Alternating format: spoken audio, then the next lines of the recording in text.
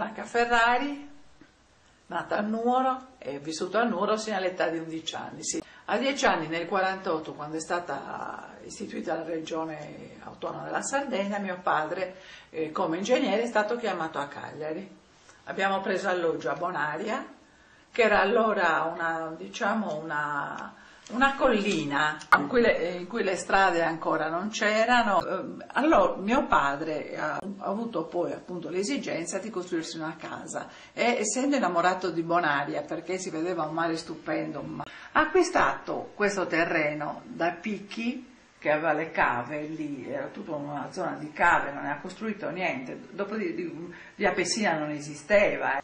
Mio padre, quindi, lavorando in regione, aveva come stretto collaboratore anche delle case Ballas.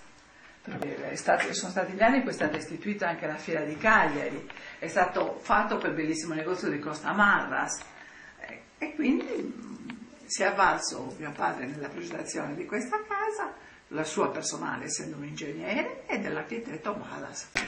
Questa c'è ancora la Scala dei Muratori, la casa stava per essere finita. E qui avrò 15 anni. Sì, perché mio padre era una persona che aveva avuto modo sempre di conoscere degli architetti di fama quasi internazionale, perché le case di Guiso di Nuoro, adesso non sto a raccontare, però comunque Busirifici lavorava a Nuoro già da quell'epoca lì. Dipende, quando la Costa Smeralda era ancora appena abbozzata, no? Siamo andati a abitare la casa, essendo arrivati da Nuoro, quindi senza casa.